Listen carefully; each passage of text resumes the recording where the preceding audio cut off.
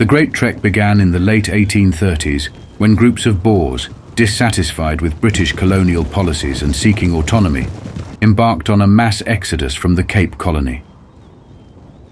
The abolition of slavery in 1834 and the imposition of British laws were seen as threats to the Boers' traditional way of life. Along with this, competition for land and economic opportunities also played a significant role in driving the Boers to seek new territories. The Boer journey took them through vast, uncharted territories inhabited by various indigenous groups. Seeking to settle in the fertile lands of Natal, Voortrekker leader Piet Retief embarked on a mission to negotiate land with the Zulu king, Dingane Kasenzangakona.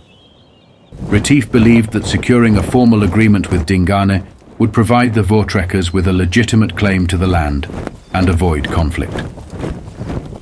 On February 6, 1838, after a ceremonial feast, Dingane ordered the execution of Retief and his 100-strong delegation.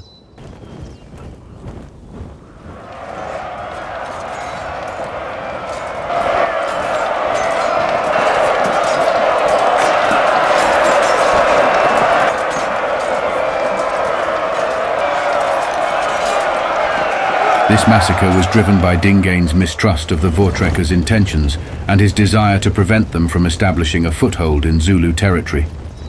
The massacre at Umgungundlovu was a turning point, shattering any hopes of peaceful coexistence and igniting a cycle of violence between the Voortrekkers and the Zulus. Following the massacre, Dingane commanded his impis to attack Boer encampments in Natal.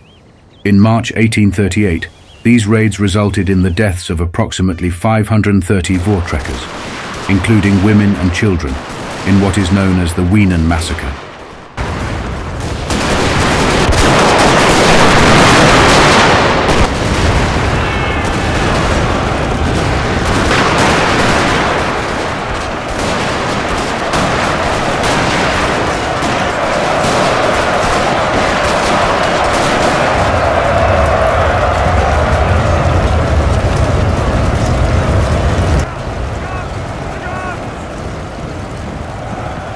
The brutality of these attacks further inflamed tensions and deepened the resolve of the surviving Voortrekkers. By this point, it was apparent that all-out war was inevitable with the Zulus and the remaining Boer survivors, led by Andries Pretorius. The Boers prepared for the inevitable clash.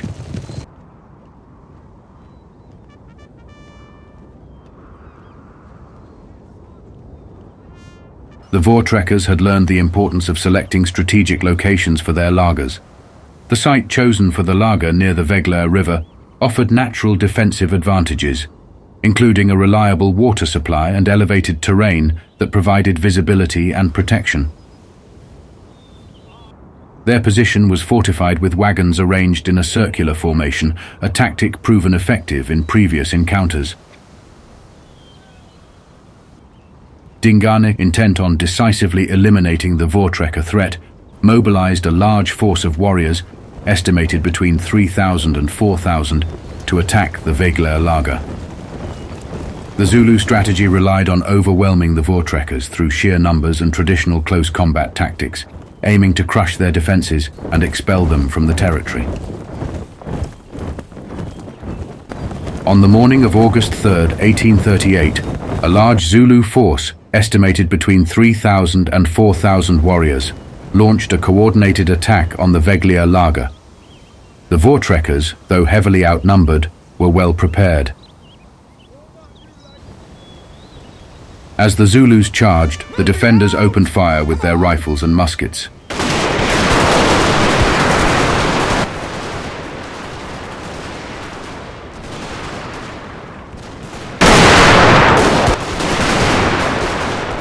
Despite their slower reload times compared to modern firearms, the Voortrekkers' guns inflicted significant casualties on the advancing Zulu warriors.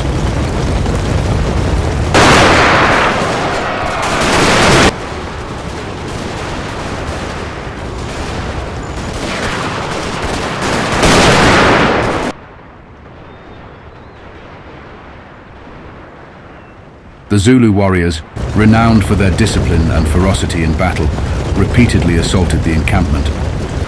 The Boers' rifles and muskets provided a significant advantage over the Zulus' traditional weapons, such as spears and shields. The Zulus launched several waves of attacks, attempting to breach the laager, but were repelled each time by the Boer defenders. The Boers, despite being outnumbered, held their ground due to their advantageous position and effective use of their firearms.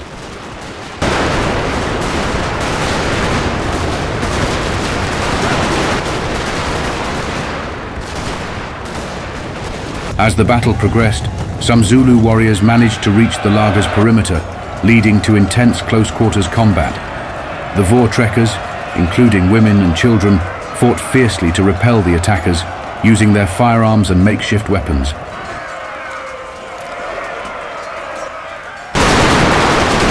The battle raged for several hours, with both sides suffering casualties.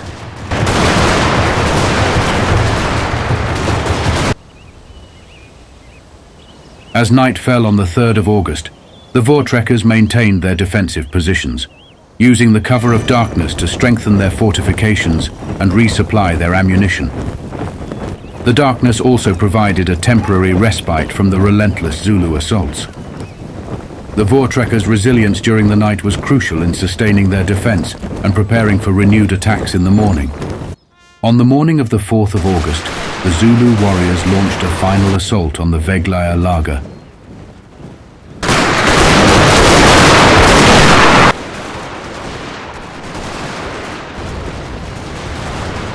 Despite their bravery and determination, they were unable to breach the fortified perimeter. The sustained gunfire from the Voortrekkers inflicted severe losses, forcing the Zulus to retreat. The inability to overcome the Boer defenses and the mounting casualties led the Zulus to withdraw from the battle.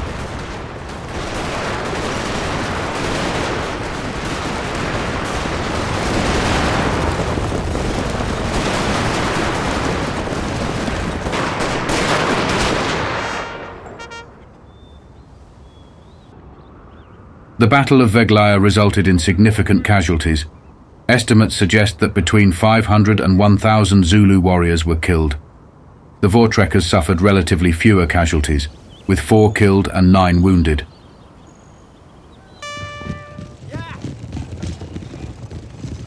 The Battle of Veglaer was a significant episode in the broader conflict between the Voortrekkers and the Zulu Kingdom. It demonstrated the effectiveness of the laager system and the importance of defensive preparations in the face of overwhelming odds. The battle also underscored the determination and resilience of the Voortrekkers, setting the stage for future confrontations. The battle's outcome influenced the course of the Great Treck and left a lasting legacy in the region's historical memory, shaping the trajectory of subsequent interactions between European settlers and indigenous African populations.